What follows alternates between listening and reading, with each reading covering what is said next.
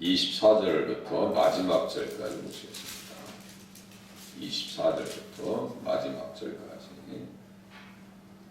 제가 봉독해 드립니다. 그때 히스기야가 병들어 죽게 되었으므로 여호와께 기도하매 여호와께서 그에게 대답하시고 또 이적을 보이셨으나 히스기야가 마음이 교만하여 그 받은 은혜를 보답하지 아니함으로 진노가 그와 유다와 예루살렘에 내리게 되었더니 히스기야가 마음의 교만함을 뉘우치고 예루살렘 주민들도 그와 같이 하였으므로 여호와의 진노가 히스기야의 생전에는 그들에게 내리지 아니하니라. 히스기야가 부와 영광이 지극한지라. 이에 은근과 보석과 향통과 방패와 온갖 보배로운 그릇들을 위하여 창고를 세우며 곡식과 새 포도주와 기름의 산물을 위하여 창고를 세우며 온갖 짐승의 외양간을 세우며 양떼의 우리를 갖추며 양떼와 많은 소떼를 위하여 성읍들을 세웠으니 이는 하나님이 그에게 재산을 심히 많이 주셨음이며 이 히스기야가 또 기온의 의생물을 막아 그 아래로부터 다윗성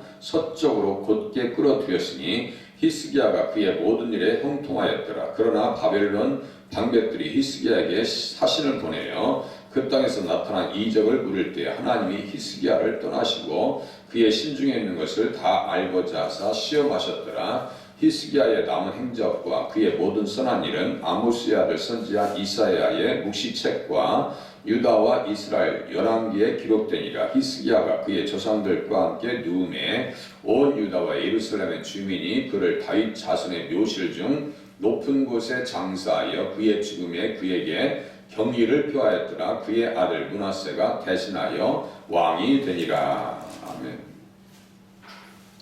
결국 이제 히스기야 왕의 모든 사적이 32장을 끝으로 이제 다 결론이다. 맞춰지고. 그래서 히스기야는 병이 들었다 이 표현이 어제가 단어지를 제가 못했거든요. 그래서 몇 살 때 병이 들었냐면 39살 때. 39살 때. 그래서 열왕기하 18장에 보면 왕이 될 때가 25세라. 예루살렘에서 29년간 다스렸더라. 그래서 24 더하기 29 하면은 몇 살이냐면요. 54세. 25 더하기 29. 54세예요. 그러니까 15년을 더 살았으니까 15를 빼면은 39살 때. 정확하게 39살 때예요. 그때 어떤 일이 있었냐면은 1차 침공이 있어가지고 이제 2차 침공 그 사이에 있는 거예요. 그러면 지금 시간적으로 보면 이 사건이 이 앞에 있는 하나님께서 사자를 보내서 다 칼로 죽였더라. 그 바로 앞에 있는 사건이에요. 이게 시간적으로. 그러니까 이 기록 순서를 시간별로 기록한 것이 아니라 시간의 순서도 바꿔버렸어요. 그런 경우들이 많아요. 성경에. 종종 있습니다. 그래서 히스기야가 지금 생각해보세요. 1차 때 침입을 받아서 다 빼앗기고 억장이 무너진 상태에서 병까지 왔어요. 그러면 우리가 이 전쟁에서 심리적으로 이렇게 강하게 담대하게 전쟁할 수 있는 상황이 되겠어요? 사느냐 죽느냐의 문제 가운데 있을 때 병들어서 내가 살 수도 없는 그런 상황 가운데 있을 때 우리는 정신을 가다듬고 믿음 가지고 하나님 앞에 매달리면서 담대하게 그렇게 영적으로 전쟁하고 육신적인 전쟁을 할 수 있겠냐. 자기에게 있는 문제도 내 코가 석자인데 이런 얘기하죠. 내 코가 석자인데 우리 조금만 힘들고 어려우면 신앙생활에 상당한 지장을 받습니다. 거의 모든 기독교인들이 그렇습니다. 교회 다니시는 분들이 여건을 따지고 형편을 따지고 신앙생활 하려고 합니다. 그런 거에 비해서 히스기야 왕의 입장을 보면 우리가 정말 또 반성하고 생각하고 마음의 뜻을 정하고 꺾이지 아니하고 신앙생활을 해야 될 이유들을 우리가 많이 깨달아야 됩니다. 그렇게 넘치는 은혜 받고 하나님 앞에 병을 치료받고 그런데 순간 뭐가 왔어요? 25절 보세요. 히스기야가 마음이 교만하여 그 받은 은혜를 보답하지 아니하였더라. 진노가 그와 유다와 예루살렘에 내리게 되었더니 히스기야가 마음이 교만함을 뉘우치고 예루살렘 주민들도 그와 같이 하였으므로 여호와의 진노가 히스기야의 생전에는 그들에게 내리지 아니하니라. 순간순간 그렇게 하면서 너무나 승리가 확실했기 때문에 교만이 찾아온다니까요. 기적을 체험하고 응답을 경험하고 은혜 충만해지면 순간 뭐가 와요? 우리에게 교만이 찾아올 수 있어요. 영적 교만이 찾아올 수가 있습니다. 누구의 말도 안 들어요. 그래도 깨닫는 것이 은혜입니다. 이게 또 빨리 그 기간이 짧아야 돼요. 26절 히스기야가 마음이 교만함을 뉘우쳤다. 교만했다는 것은 높아졌다는 얘기예요. 오만하고 자만하고 패망의 선봉. 그런데 뉘우쳤어요? 이게 낮아졌다는 얘기예요. 빨리 높아진 생각을 낮추어서 하나님 앞에 신앙생활 할 때 승리할 수 있고 하나님 앞에 쓰임받게 되더라 라고 하는 것을 우리가 본문을 통해서 깨달을 수가 있습니다. 깨닫는 것이 신앙생활이에요. 늘 깨닫는 것이. 그렇게 이제 회복되어지고, 그렇게 했을 때 이제 제가 했죠. 1차 침입과 2차 침입 사이에 이 병리의 사건이 나타나요. 엄청난 기적을 체험하죠. 그렇게 하고 낮아지고 그랬을 때 2차 침입이 들어온다 했죠. 2차 침입이 들어왔어요. 그때 주님께서 무슨 말씀하셨냐면요. 내가 내 날에 15년을 더할 것이며 내가 너와 이 성을 아스르 왕의 손에서 구원하여 내고 내가 나를 위하여 또 내 종 다윗을 위함으로 이 성을 보호하리라. 내가 나를 위하고 또 내 종 다윗을 위함으로. 보세요. 내가 나를 위하고 내 종 다윗을 위함으로. 나를 지금 무엇으로 빗대어서 얘기한 거예요? 다윗을 빗대어서 얘기했어요. 그러니까 다윗은 메시아 치고라고 제가 수도 없이 말씀을 드렸어요. 이제 이런 부분을 깨닫는데 전혀 지장이 없으셔야 돼요. 어떤 분들 얘기하면 야, 또 저 김 목사 이상한 얘기하는 거 아닌가 생각하시는데 그게 아니에요. 다윗을 통해서 예수님을 이야기한다니까. 이사야는 확실하게 얘기합니다. 다윗을 통해서 예수님을. 이사야서 55장에 또 나오는데요. 그러니까 무언가 믿는 구석이 있어요. 내가 내 종 다윗을 위함으로 이 성을 보호하리라 하셨다 하라 하셨더라. 이사야가 이르되 무화과 반죽을 가져오라 하며 무리가 가져다가 그 상처에 놓으니 나으니라. 그러니까요, 지금 아수르가 1차 침입에 와서 다 성읍들이 빼앗기고 포로로 끌려가고 금은 보화를 긁어서 다 죽고 난 뒤에 병이 찾아온 거예요. 그럼 막 다 억장이 무너지고. 제가 했죠. 아수르 사람들의 전쟁의 특징은 이 공성태에 있죠. 전차 바퀴가 3개나 붙어요. 6개나 붙어요. 양쪽에 이 수레바퀴가 3개가 붙어 있고 공성제 이 돌 같은 투석전에 능한 사람들이 다 무너졌어요. 그러면 여러분들 믿음의 말이 나오겠어요? 안 나온다고요. 그런데 이사야가 전해준 말씀을 가슴에 품어요. 이게 중요해요. 성경에 기록되어 있는 말씀을 가슴에 품고 붙들고 기도하는 것이 되게 중요하다니까요. 말씀 붙잡고 승리하셔야 돼요. 뭘 가지고 우리가 기도하고 신앙생활 하겠어요? 사람 말 듣고요.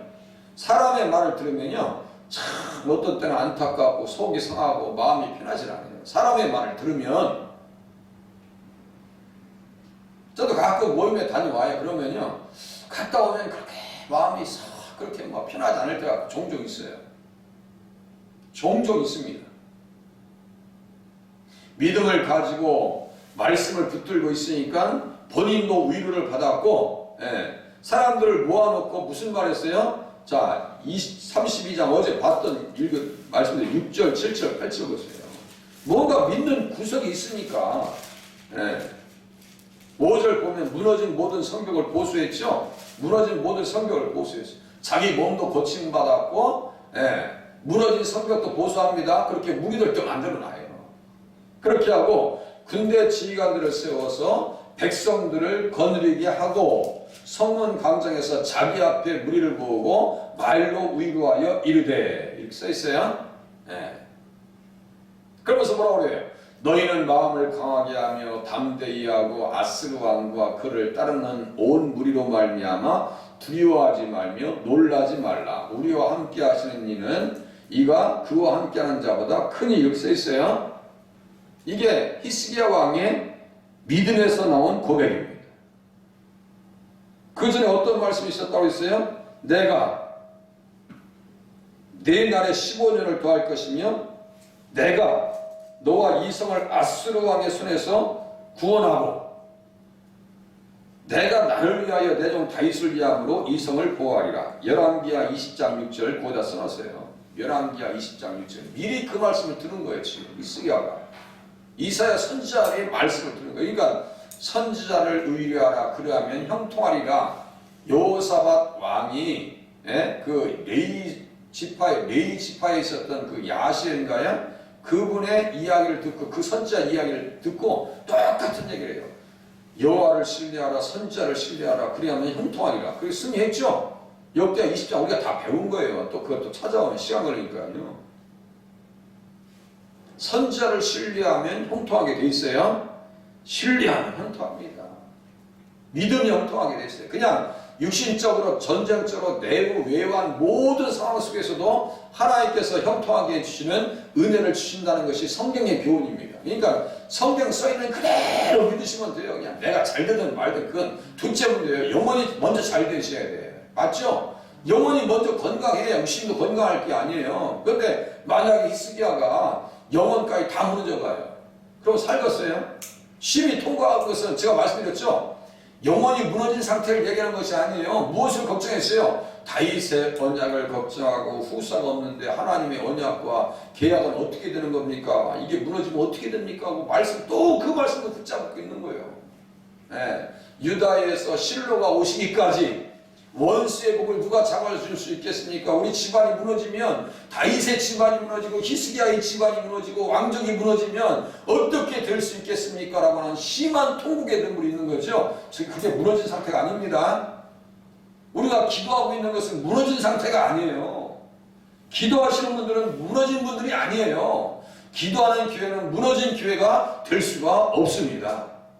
그래서 새벽에 기도하시는 분들을 제가 너무너무 귀하게 생각하는 거예요. 말씀 들으시고 어려움이 찾아와도 하나님 앞에 매달려서 신앙생활 해야 될 이유가 바로 여기에 있다니까요.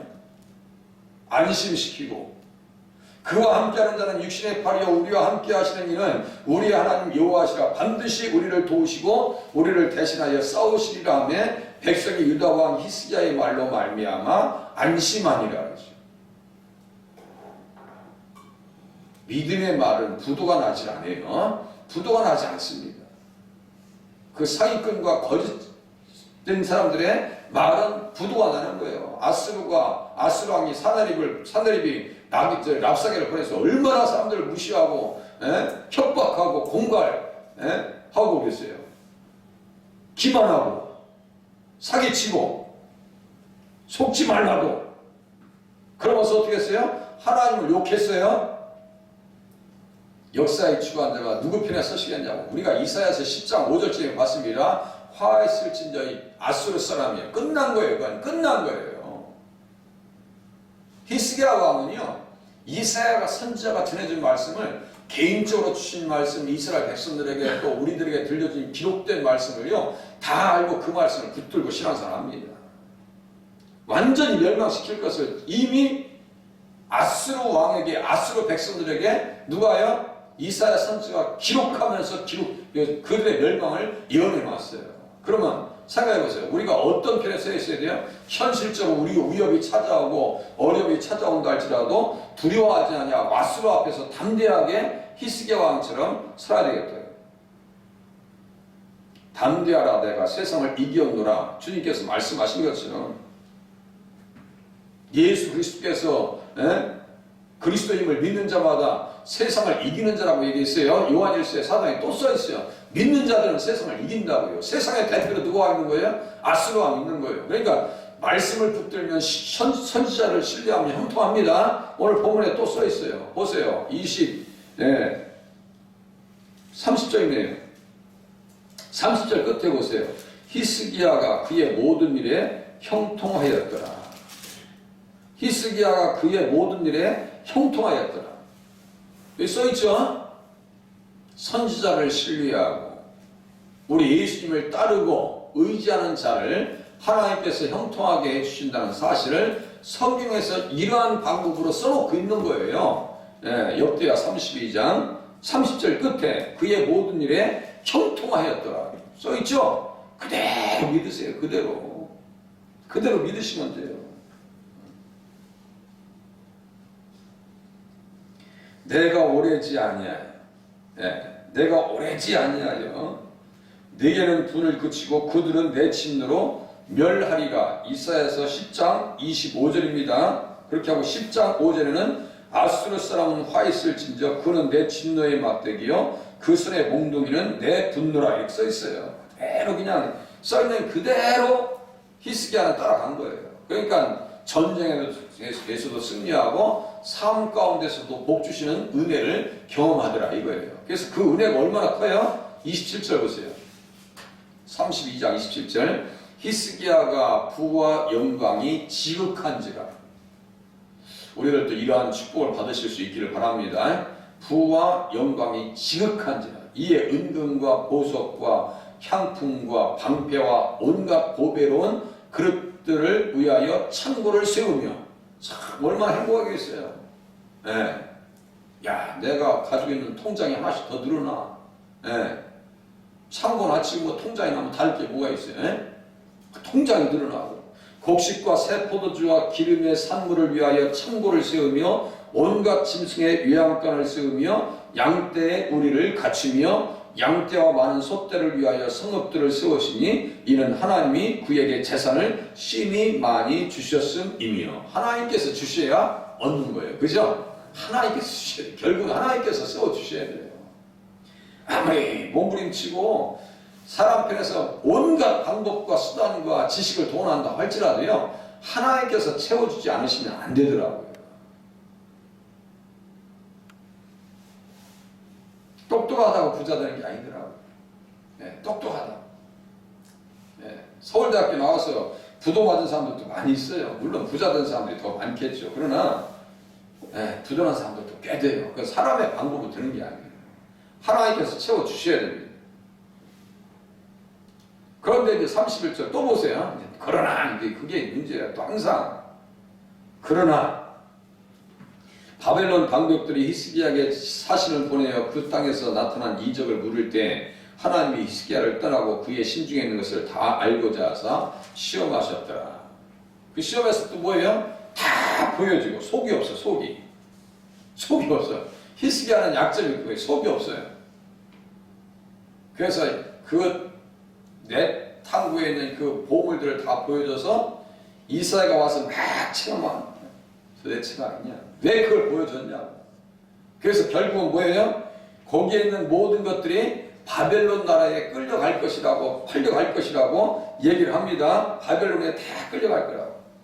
그렇게 해서 결국은 그대로 먼 지방 바벨론에서 이렇게 끌려간다. 그게 어디예요? 에레미야 27장, 열왕기하 25장, 다니엘서 1장 1절에서 3절이에요. 그게 다니엘서 1장 1절에서 3절이 아니에요. 바벨론 사람들에게 다 보여줬어. 성전에 있는 그 금은 보화로 만들어진 걸 다 보여요. 기둥뿌리까지 다 뽑아갔어요. 그래요. 주님이 진노를 히스기야 때 내리지 아니하시고 그 시대는 그냥 지나가게 하셔요. 뭐 때문에요? 32절 보세요. 32장 32절 히스기야의 남은 행적과 그의 모든 선한 일, 공과 가를 따질 때 누가 큰 거예요? 공이 훨씬 큰 겁니다. 그죠? 공이 훨씬 큰 거예요. 선한 일은 아모스의 아들 선지자 이사야의 묵시책과 유다와 이스라엘 열왕기에 기록되니라. 히스기야가 그의 조상들과 함께 누움에 온 유다와 예루살렘 주민이 그를 다윗 자손의 묘실 중 높은 곳에 장사하여. 그죠? 아하스 왕은 묘실 가운데 들어가기도 안 해요. 못 들어갑니다. 높은 곳에 장사하여 그의 죽음에 그에게 경의를 표하였더라. 그의 아들 므낫세가 대신하여 왕이 되니라. 이 말씀은 왜요? 육신적 사면도 다 있다는 얘기예요. 그의 아들 므낫세가 대신하여 왕이 되니라. 이건 무슨 뜻이라고요? 육신적 사면도 다 한 거예요.